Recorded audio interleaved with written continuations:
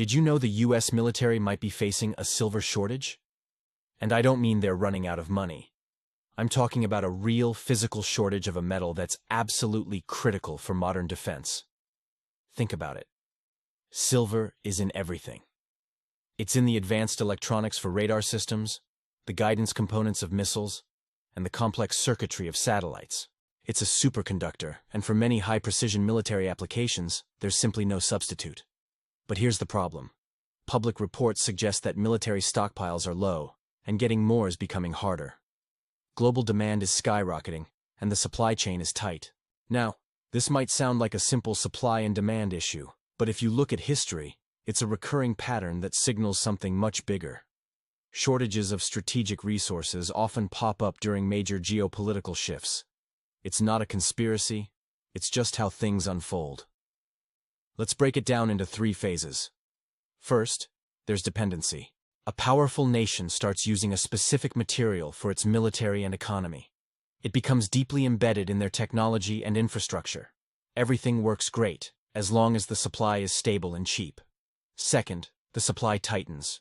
Demand grows, but production can't keep up. Prices get volatile, and governments suddenly find themselves competing with private companies and investors for the same material. Big investors start buying it up, not to cause trouble, but to hedge against future scarcity. Third, access is lost. By the time the government realizes what's happening, the material is no longer easy to get. Ownership has shifted to private hands, supply chains are global, and the free market, not state planning, calls the shots. The resource goes from being an asset to a major bottleneck. History is full of examples. Look at the British Empire and copper in the late 19th and early 20th centuries. Copper was the lifeblood of their navy, their industry, and their global communication network.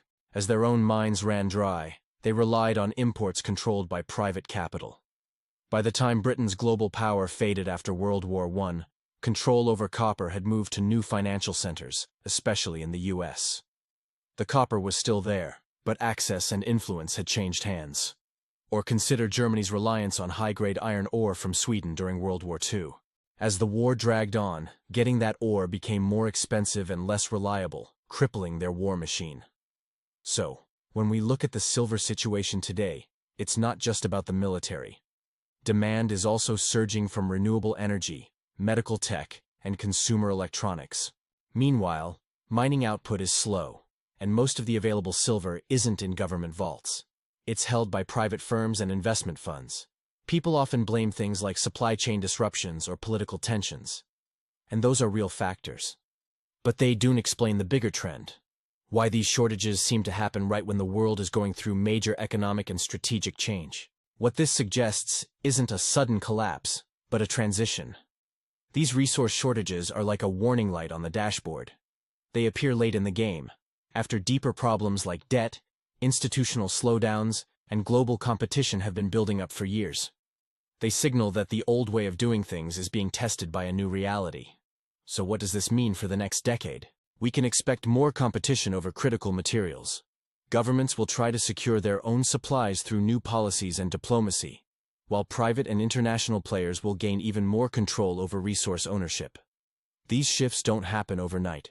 They happen quietly, through contracts, investments, and market deals. Powerful systems rarely end with a bang. More often, the foundations of their power, energy, materials, technology, slowly slip into other hands. Understanding this pattern isn't about being an alarmist, it's about having perspective. History teaches us that having access to a resource is just as important as the resource itself.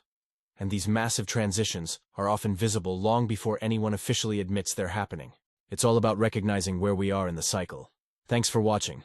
If you found this interesting, don't forget to like and subscribe for more deep dives into the patterns that shape our world. See you next time.